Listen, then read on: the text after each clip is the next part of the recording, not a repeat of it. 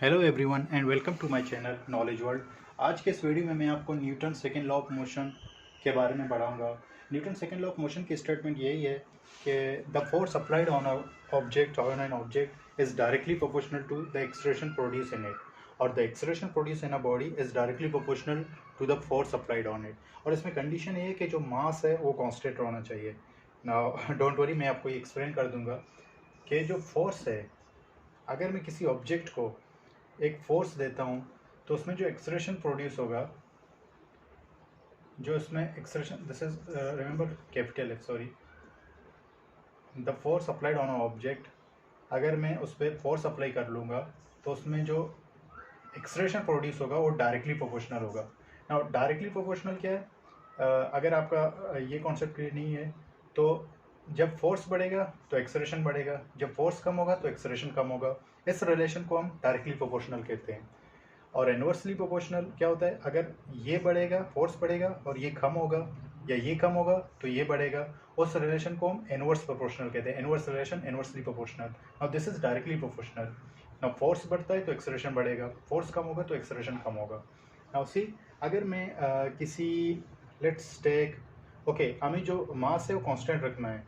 अगर मैं किसी मोटर बाइक को, लेट्स से मोटरसाइकिल को, अगर मैं कोई 10 न्यूटन का फोर्स देता हूँ। अगर फोर्स और एक्सलेरेशन का कॉन्सेप्ट आपका क्लियर नहीं है तो मेरे चैनल पे बाकी वीडियोस पड़े हैं जहाँ पे मैंने फोर्स और एक्सलेरेशन को एक्सप्लेन किया हुआ है, आप वो वीडियोस देख सकते हैं।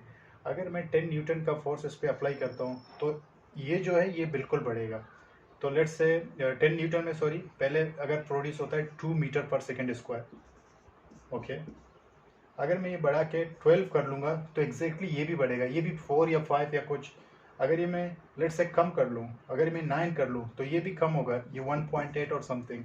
सी, अगर ये कम होगा तो ये भी कम होगा। नाउ अगर मैं, नाउ शर्त ये है कि हमें जो मास है वो बढ़ाना नहीं है या कम नहीं करना है, वो मास जो है वो सेम रहना चाहिए।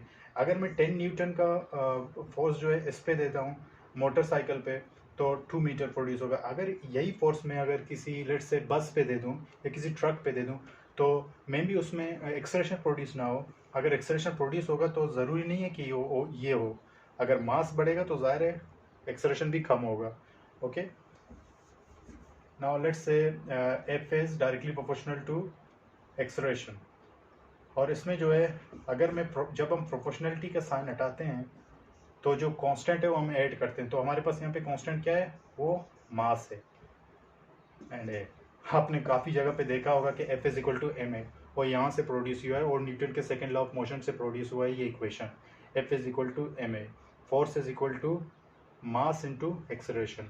आई होप यहाँ से आपको क्लियर होगा कि ये जो इक्वेशन है वो कैसे बना है और Newton second law of motion क्या होता है। अगर आपको Newton second law of motion से रिलेटेड कुछ और क्वेश्चंस भी पूछने हो तो आप नीचे कमेंट्स में पूछ सकते हैं। Thanks for watching.